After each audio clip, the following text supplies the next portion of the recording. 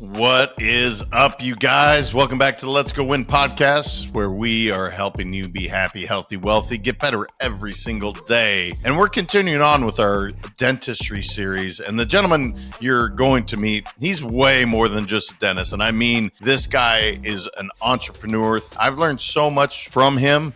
And this episode is just going to be incredible. Dr. Christopher Phelps is a successful entrepreneur, dentist, author, and podcast creator. He's recognized for his expertise in dental membership plans and patient scheduling services. He's also trained in the science of influence and ethical persuasion under Dr. Robert Cialdini, earning the title of Cialdini Method Certified Trainer. I am so excited to have somebody who's become a very good friend of mine. I sat with him at a pool in Puerto Rico, and immediately I told my wife, I was like, yeah, this guy's going to be in our life for a long time. Chris, what's up, brother? How you doing? Very good, James. How you doing? Having you on the show, it's going to make my day really better. You're going to help out so many people. And I think why, Chris, your brain works in a way that mine does not. And I mean that in the most incredible way. You can see your brain just tick, tick, tick, tick, tick, tick, and you're putting things together.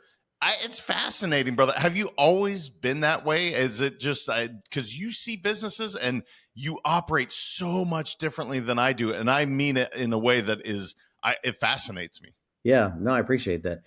Well, I'd say I come by it honestly. I don't know if I didn't do it with businesses, let's say, but in essence, what I'm good at is, and why the wheels work is I'm good at solving problems. Okay. And sadly, it came about when in my youth, I was really good at getting myself into some troublesome situations and had to creatively figure out a path out of them. Right. So I think that's where it first started. Showing some success in that arena definitely put me on that path. And then really it just kind of amplified when I was in dental school, because that's when I started my first business. Yeah, I didn't know how much we can talk about this because your first business, or at least what I heard in the pool, I was like, Yeah. that is freaking brilliant. And not that it's a bad thing, but I just was like, I don't know how much you want to share on it, but Yeah. if you don't mind, brother, it is. Sure. I was absolutely enamored, sitting there sipping on my beverage, going, that is crazy, and that's so smart. Yeah. Well, truly, if you looked at, and my wife will tell you this, right? Me as an undergraduate student versus me as a dental school student, it was a tale of two cities. Okay. Because undergraduate for me was difficult in the sense of it was just a hoop to jump through to get to where I really wanted to be. And the information I had to process and learn and spit back out for these tests and such had no motivational value for me whatsoever. Right. It was at all. So it was troublesome for me to get through it. But I knew I made the decision I want to be a dentist since I was in seventh grade. And I was like, all right, this is the show, right? This is what I'm here for. So I took that student game to a whole other level. But for me to really understand it, because dental school, it's a mountain of information. I mean, most colleges, if you had like a 15-hour semester, you were like killing it, right? You're killing yourself. If you have 17 hours, you're crazy. Well, in dental school, we had sometimes 40-hour semesters, right? If you think about it. So the information we had to process and learn, and the way I wanted to learn to be a true expert, took a lot of my time. But I did it the only way I knew how. I had to simplify it and make it as easy for me as possible. So I literally condensed every test when I was studying down to 5 pages of notebook paper, front and back. And, started out with, I'd write it with 15 pages, and then I'd rewrite it again to 10 pages and condense it more. And then I'd get it to 5 pages. And then that's what I put my rest of my time in to study. And I did really well. And a guy came to me and wanted me to tutor him. And I didn't know what to tell him. I was like, dude, you got to know the stuff. I mean, it's a lot, but you got to know it. But I felt bad for him because I saw him putting the time in at the library, but he wasn't getting the result. He wasn't getting, the end result. So I knew he just didn't understand what was important. He didn't know where to focus. So as a gift to him, I said, here, take a copy of my notes. We'll see how you do. So he's used to making 68 to 72 on every test. First test, after using my notes and putting that time into those 5 pages, yeah, he gets like a 94. I'm like, wow, hey, nice, dude. He's like, man, this is amazing. Do you have the next test? I'm like, yeah, I do this for every test. This is my process. Here you go. I gave him a copy. He got a 92. And I'm like, dude, Chet, that's awesome, man. I'm so happy for the guy. And then he gives me a check for $20. And he's like, hey, thanks for the tutoring. I was like, oh, But then he hands me another 20 and he says, "Hey, can I get the next test?" And I'm like, "Yeah, sure." So, I look at Amber that night and I'm like, "Amber, I made $40 studying." She's like, "You did? How?" I was like, "This guy just bought my notes. It's crazy." Next thing I know, 2 nights later, there's a knock at my apartment door, right? One of my other classmates is like, "Hey, I hear you got these notes. I want a copy." So flash forward, next thing I know, I got about 2/3 of my classmates on my payroll.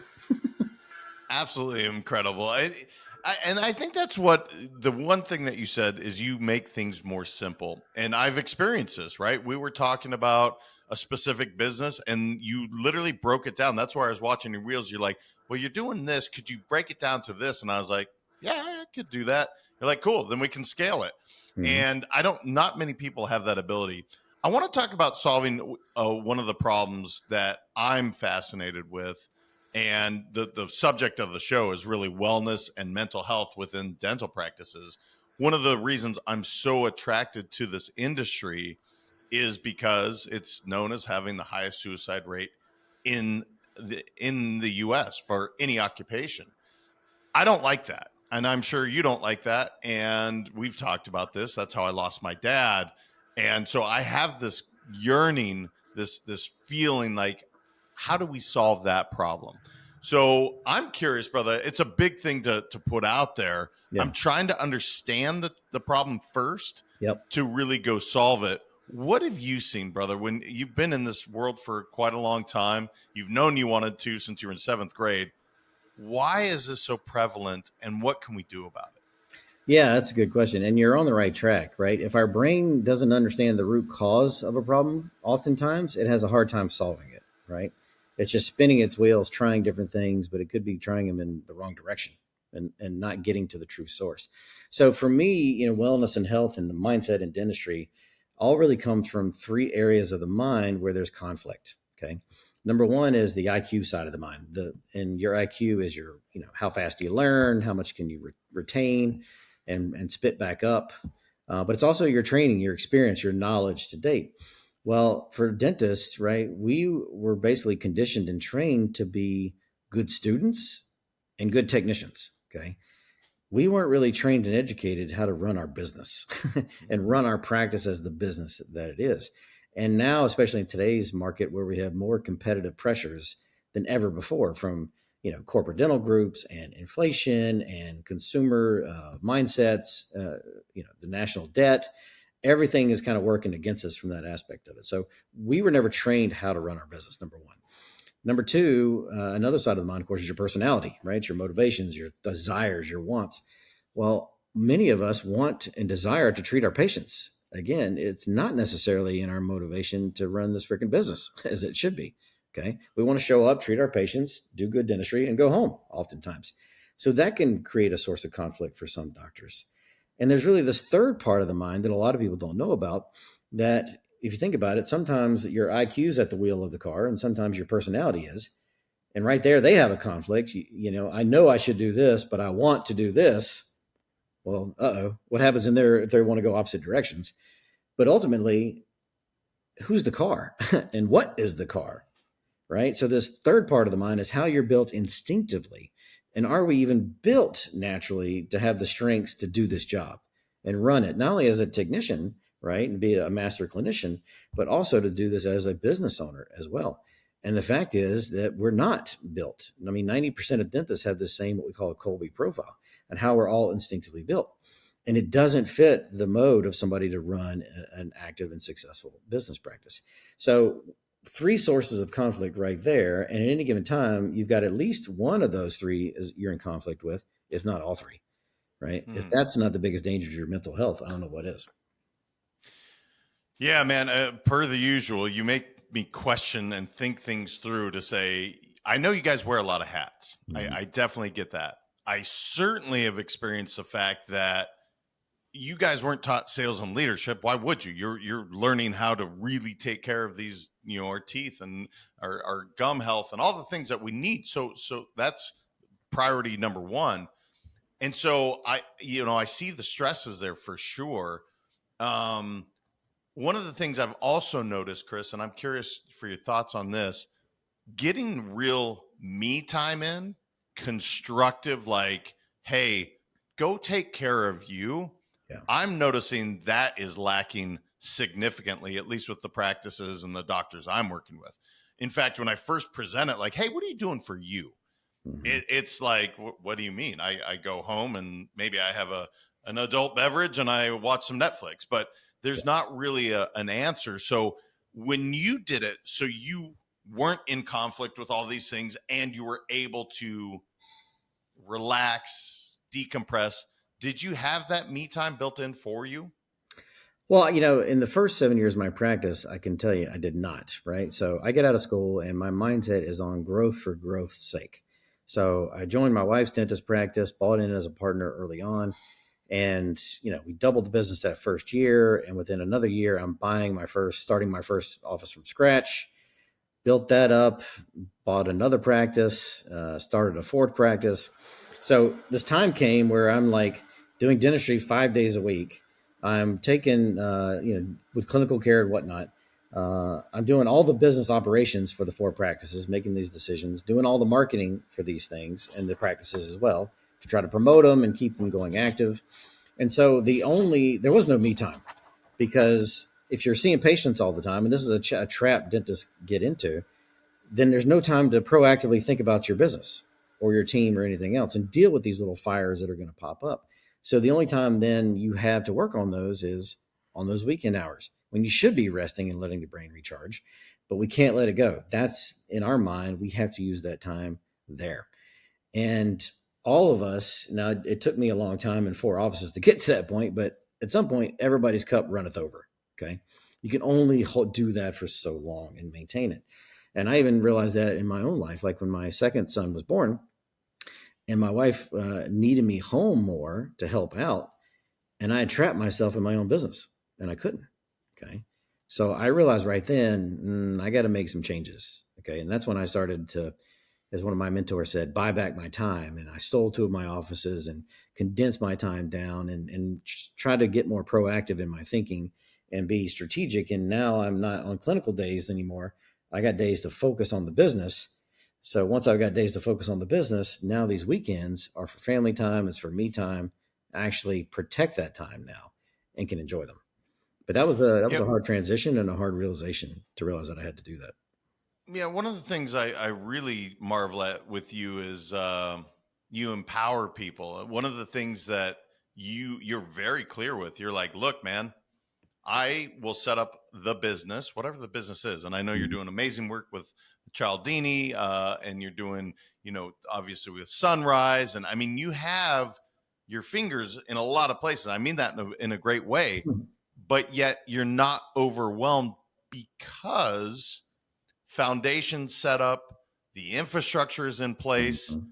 and it allows you to now step back, provide opportunities to everyone else, and yet the business is running seamlessly. Can you talk about that? Because obviously we can apply it to dentists and to the dental practices, but I think this is something that all business owners struggle with. That if I don't do it, it's not going to get done well. Yeah. And that's certainly not your mindset at all. No, and that really comes from understanding, going back to those Colby strengths, like how you're built instinctively. And, another pivotal moment for me in my career was when I'm talking to Kathy Colby, who founded this concept. And I introduced myself and I'd taken this assessment test and I got four numbers that tell me my Colby score. And I said, "Hey, Kathy, I'm Chris. I'm a dentist. Nice to meet you." And she looked at me with my four numbers. She goes, "Hey, Chris, no, you're not a dentist." And I'm like, pretty sure I'm a dentist. I feel like I remember those 4 years of school. I don't think I dreamed that. It kind of sucked. And she goes, "No, no. What I mean is, your numbers tell me instinctively you're an entrepreneur using dentistry as his vehicle." And she's like, "You're a CEO." And I was like, "Ooh, interesting." And it suddenly, the more I thought about it, explained this conflict I was having where, I thought my passion since seventh grade was to treat my patients, was to be at the chair. But yet here's my actions building other companies outside of the practice, pulling me away from the chair. Which path do I do? Which path do I go? So for me, what really helped was I felt like this was a scientific, objective criteria to define what I really should be doing for the long run, right? And once I embraced that, not to say it wasn't hard to give up the chair, so to speak, because I haven't completely, but for the most part. But once I started focusing on my strengths, then it became clear that I am not good at a lot of things, but I'm really good at some key things, right? So figuring out where my place is in a sequence of, say, starting a company up or turning one around was important. And then seeing the power of when I brought on people whose strengths supplemented my weaknesses or challenges and let them do their thing, all of us collaborating moving forward, well, then a lot of growth happens in a short amount of time. Okay. And while still being able to protect my time and freedom, which was important. I want to get into the mindset part of it because that's amazing that Kathy, I think you said Kathy Colby said, "Hey, you're not a dentist. You're actually an entrepreneur masquerading as a dentist." Right. Not to paraphrase, but that's kind of what I heard. Yep. And the mindset part is where I see people often struggle. Where, like you said, man, I committed 4 years of my life and all this time, and I'm in where I want to go with this is you have provided so many opportunities both in dentistry and without outside of it because you accepted this is who I am, this is my strength. Not easy to necessarily let go because you did commit so much time Right. to this school, dental school, and hours and sacrifice and all the things that you guys do, guys and gals do. Um, how did you say, okay, Kathy, that's great? Or did it take you a little bit to say, oh, you know what? I see what she's saying. What did that look like for you? Yeah. No, it was definitely like most things. When you hear something like this that could be life changing, of course, our first reaction is to deny it. Oh, no, that's not me. Right. That's not my situation. Can't be. But then it still lingers. It's still there in the back of your mind. It still keeps coming up to you. And then certain situations start popping up and you're like, huh, okay. All right, Kathy, I see it. Huh. All right, I see it. And eventually I saw enough examples. I was like, I can't deny it anymore. Right. I can't fight it. I mean, I could, but the path to fighting again creates that negative mindset and negative energy. And that conflict again always comes out somewhere in your productivity, in your relationships with your team members, or worst case scenario, with your relationship at home. One of the things you guys, and again, I'm generalizing, but I've felt when I've been into dentistry is the disc profile, Mm-hmm. Colby. I mean, you guys, when it comes to taking the personality exams or whatever we want to call assessments, man, there's a lot of stock put into that, which is fantastic. I think it absolutely is helpful. Oftentimes, it's like, well, I'm this, therefore I can't or I don't. What would you say to somebody that has this? Because I took the Colby, Mm-hmm. and yet, you know what? I've been meaning to have a conversation with you to be like, hey, dude, what am I really? Because I'm curious now. Yeah. But no, my question is when you take the disc or you take Colby or, Myers Briggs or whatever you choose to take, how would you utilize that within your practice so that you are filling your cup? As you said, Mm-hmm. if you're pouring from an empty cup, look, bad things are going to happen. But what I want these personality exams to do, or assessments, I should say, to do is to actually lift people up. How have you used them, brother, within the practices so that people can get the most benefit from it? Yeah. So, like, one of the things I do with our Sunrise clients is when I look at what their strengths are and what their teams are, I look at first is where's the conflict, right? What's not working right now in someone in a role, in a position. And I relay the story of like my own office manager that worked for me. And she, even though she had 18 years experience at this role now, there were still simple things that weren't getting done successfully, right? Claims not getting filed properly, detail errors, nobody's following up to make sure our patients got reimbursed and paid. I mean, stuff, if you've been doing this for 18 years, you should know how to do this, right? This shouldn't be slipping through the cracks. And I realized that it wasn't a motivational thing. Like, she was motivated and she was a good person. She wanted to do well for us, but the action she was taking, she was still struggling in the role, right? But when I saw her at Colby and I saw that, oh, well, okay, well, here we have somebody who fights facts and details, so instinctively, right? Even though I'm a little higher than she is on this fact finder score, we're going to look at the same claim form and I'll see more errors than she will. Mhm. And just like my wife, who's higher than me in this score, will see a whole lot more errors on it than I would, just naturally. Well, she can't see the errors. And of course, she's got a system, but it's a chaotic system. It's in this pile, or that pile. So, of course, there was no system to follow up and make sure our patients got paid. But at the same time, it also explained why she was really good at communicating with patients and helping them overcome financial barriers and keeping the doctor's schedule full. So when I saw that she was had strengths, but the role she was in was actually feeding her challenges, I moved her out of the office manager role and put her in a different seat on the bus.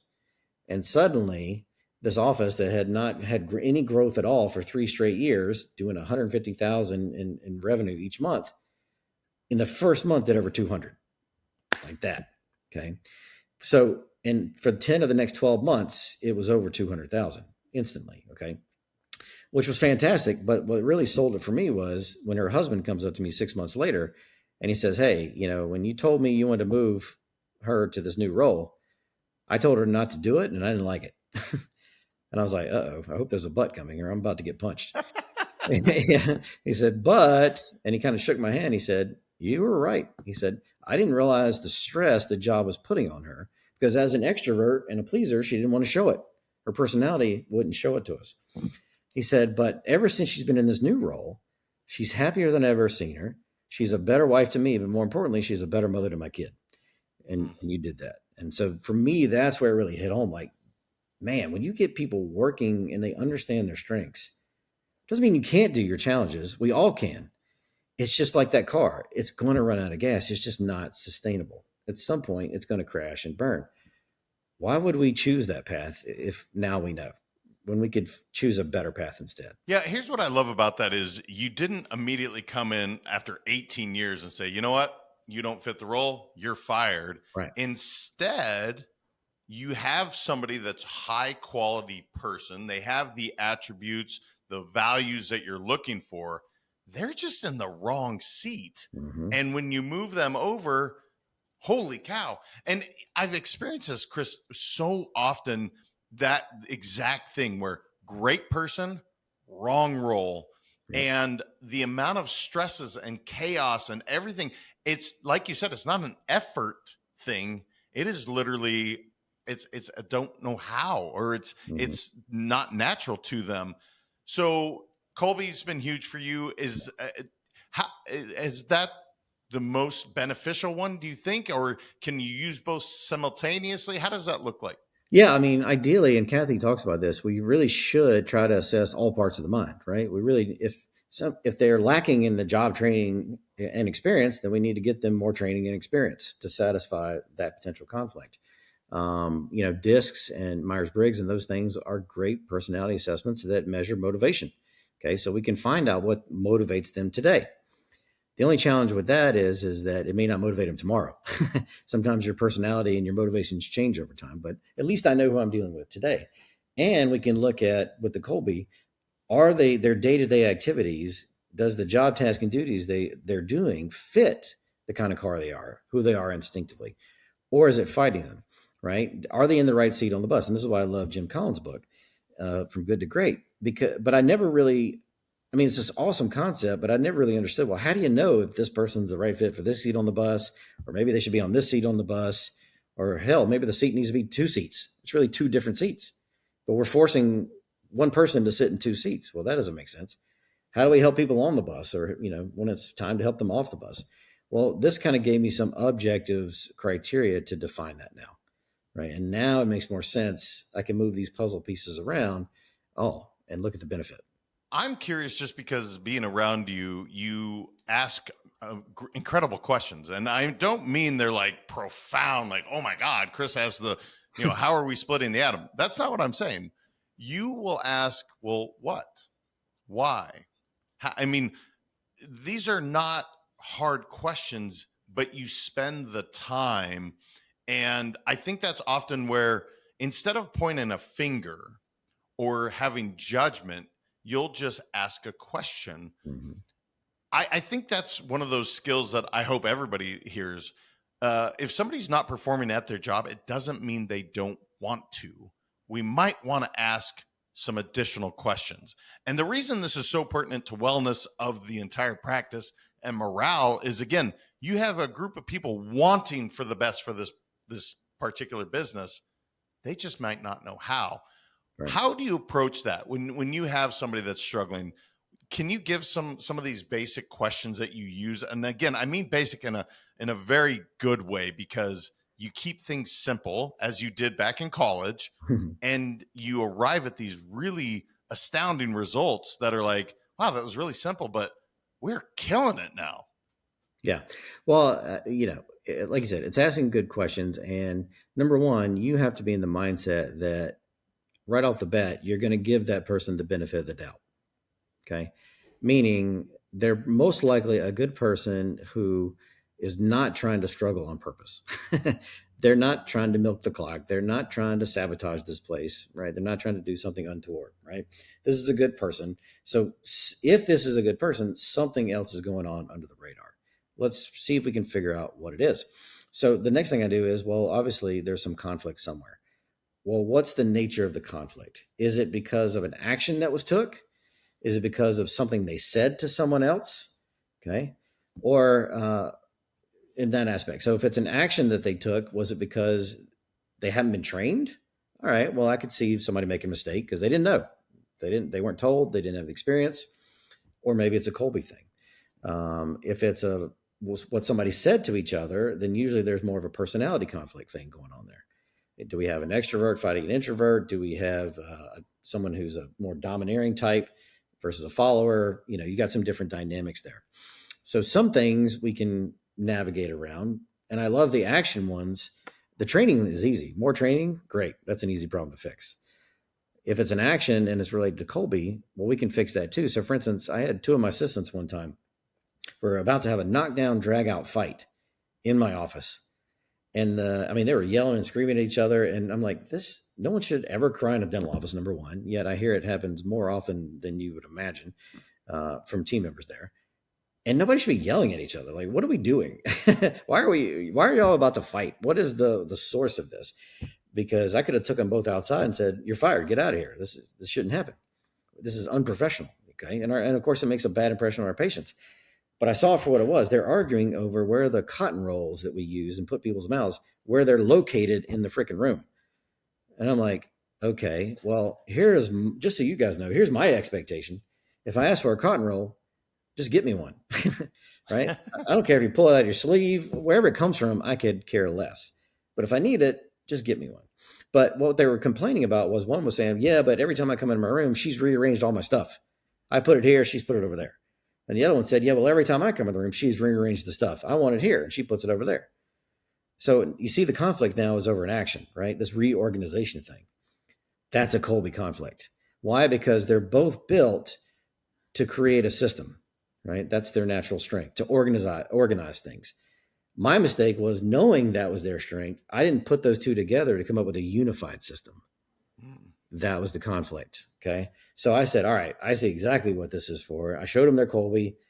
Your instinct is in an argument to think it's a personality, like somebody's coming after you on purpose. But when it's an action thing, I had to show them, no, you're just doing your thing instinctively, right? You're being mad at her because she's a sedan, she's a blue sedan, and you're a red sedan. Okay. Well, you're sedans. Let's talk this out. So sit down and don't come out of this room until you guys have come up with a unified system on how you're going to organize this in the other rooms. And once they did that, number one, there was no more yelling, and they were like best friends ever since. So it eliminated the conflict. So just by asking some of these key questions, you can dig in. And if it's, training, that's easy on the IQ side. But if it's a Colby conflict, oftentimes those are very easy to solve.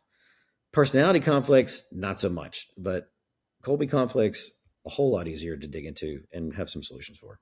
Yeah, it's amazing. This cotton roll thing is like, dude, it's not a big deal, but in the moment, it's a huge deal until we find the solution. Yeah. One of the things that you do so well is your hobbies, if I will, your outside recreation. You, to me, are very clear. Like, I enjoy doing, for instance, we've talked wine. Mm-hmm. You know wine pretty damn well. I'll put you up with a bunch of people I know that know wine, and you know it because you're passionate about it. The reason I'm bringing this up is you are very intentional, it seems, about recharging your battery, whether Yes. that's being involved with Cialdini, like I said, because that's challenging you and that's something you're really passionate about. And we're going to talk about that in a little bit. But the other thing is I see you say, you know what? I prioritize my mental health by doing what I really enjoy. And wine happens to be one of those. I know you have some others. What would you say to people that they don't give themselves the permission to go enjoy that hobby when that's probably the best thing you can do, to show up as the best doctor or the best husband or the best whatever hat you're wearing? You probably should go golf if that's your thing, rather than I have all these things. No, please go do that thing. How did you arrive at that, brother? Because again, it's something that I even need to work on, because I will grind and grind at work. But one of the things talking to you, you're passionate about your hobbies, and it actually fills you up to the point that you show up as the best version of you every single time. Yeah. Well, and again, it came from you, like most things. When you finally reach your lowest point, suddenly and sadly for most of us, that's when we decide it's time to change. Okay. And I wish I could say I was, omnificent and knew this was coming and saw it way ahead of time, but I didn't.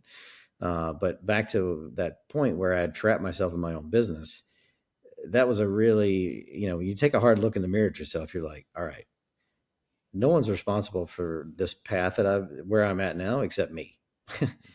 Because I let others' expectations or whatever influence me to keep going down a path that didn't make sense for me and my family anymore. Okay.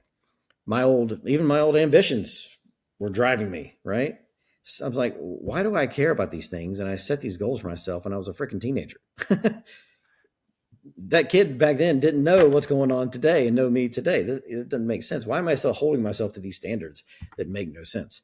So trying to compare it to today and put some context to it to go, no, often we get trapped in doing this the way we've always been doing it. And actually it was Dr. Cialdini and these principles that helped me snap out of that as well, to go, yeah, why am I continuing to do this?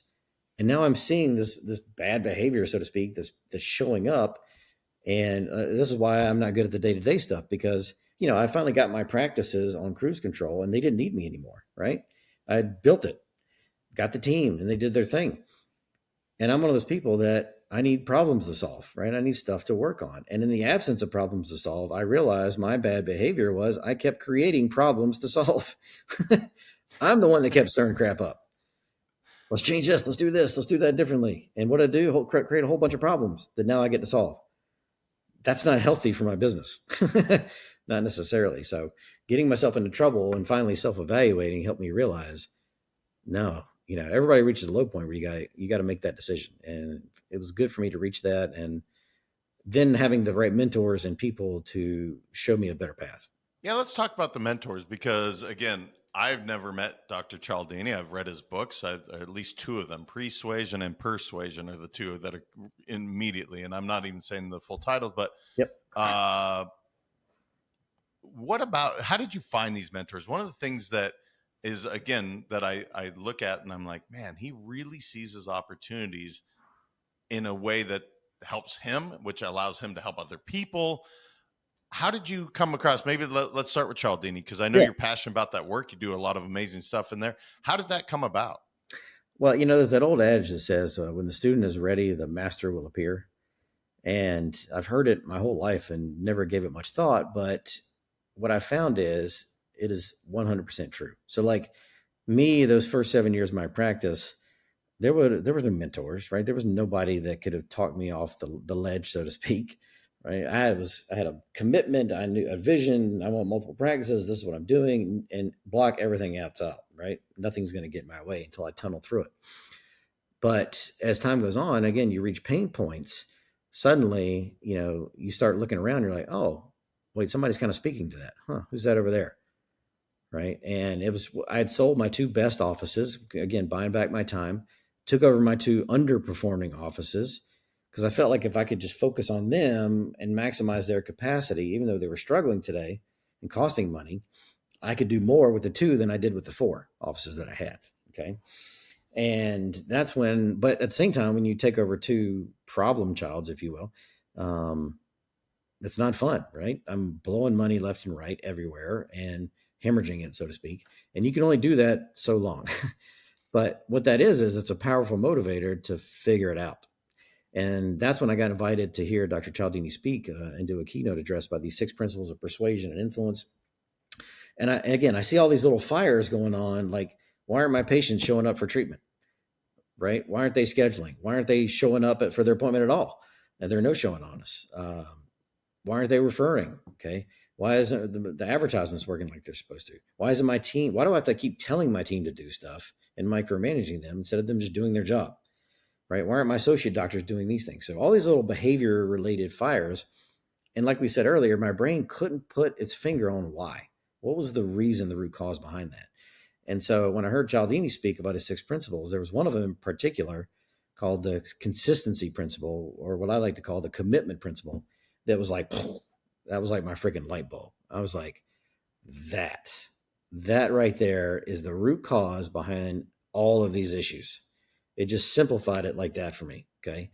Because the principle is fairly easy, right? When people make a commitment, take a stand on an issue, put time, effort, money into it, whatever. But when they really commit, there's a lot of external and internal influence on them to follow through and do what they said they were going to do and be consistent with that, their thoughts, actions, beliefs. And so we know that's true when you think about the opposite of the word consistent. What do we call people as a society who are inconsistent in their thoughts, their actions, and what they do? Well, there's no positive word in the English language to describe those people, right? Flip-floppy, wishy-washy, liars, okay? So that's the external pressure. We don't want others to view us in that light as being inconsistent or lying about our thoughts, values, beliefs. And we don't want the internal influences. You don't want to think of yourself in that way either, right? So you get an influence from 2 sources. So the simplified version is when people commit, they do. So when I looked at all of those examples, guess what I didn't get out of any of those people? A commitment. Dang. Change the commitment, which I got a better commitment out of all of them. Everything changed. I mean, it was just life-changing stuff when you see it. It was like me, like I was Neo waking up in the Matrix for the first time, and Cialdini was Morpheus, and he just showed me a different path. And there was this line in the Matrix where Morpheus says, "I'm going to show you the world that's been pulled over your eyes." And I thought, even watching that movie originally, I was like, man, that's deep. What does that even mean? I mean, it's so cool, but what does that even mean?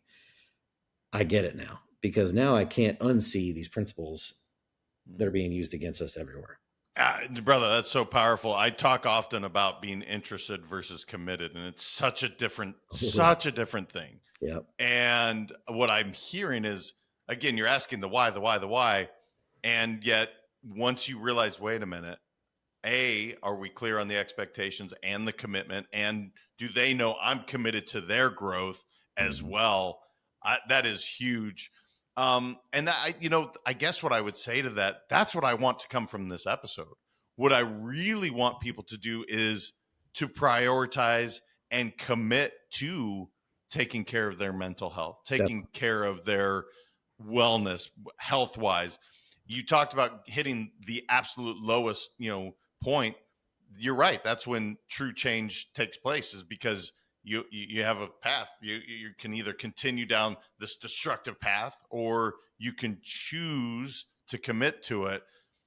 Is there a specific commitment when you look at the overall entrepreneurs, dentists, the whole industry, where you're like, gosh, I want everybody to commit to this so they have true health and wellness? Is there one thing that you just wish you could shake everybody and be like, please commit to this? Yeah. And the best thing everybody could do is to relook at how they're spending their time, right? Like I said, those first 7 years, I was in a reactive mindset. There was no time, right? The only time I put focus on things was when a fire came up, and I put that fire out. Well, then when you get multiple offices and you've got multiple fires going on at the same time, I don't care how good of a firefighter you are, you can't put them all out. You're going to get burned, in essence. And so don't do that. When I moved to the smaller practices, the 2 practices, and I cut down my days. I was only seeing patients 2 days a week. And now I had proactive days, meaning I blocked time to proactively get ahead of the problem and think about the practice as a business and these fires, to not only put them out, but then put systems into place to make sure they don't happen again. And we're not going to keep making the same mistake. And then I realized, well, geez, now I've knocked that out on these days. I got time on the weekend. I got to figure out, what do I even do for fun? What do I even do to relax? That was the weird thing for me, because people would say what my hobby was, and I would say thinking about my practice or businesses. Well, then that's not good. And I had to get back to, well, wait, what do I do for fun? And what do I do that relaxes me and recharges my batteries? I don't know. But at least now I had time to do it because I was proactive. So block the time to not get distracted, and make sure you've got time for your family if your family's there. But don't forget, you still need time for you. And it's not being selfish. You got to recharge your battery first. If you are on your last 25%, you're not doing your family any good in doing so. I hope everybody hears that, and I want to reinforce it as much as possible, because every single one of the top 1% in this industry, they all say that very same thing. Less time, so working less, making more, making more impact, and actually being happy and fulfilled. I think often people lose their love of dentistry. It's so remarkable. You guys that I interview, almost all of you knew by the age of 12, 13, really young, you knew you wanted to do this. And yet at some point, burnout or whatever we want to call it happens.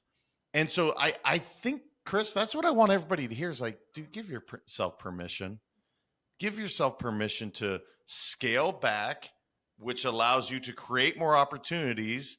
Be happy doing it, and your practice grows.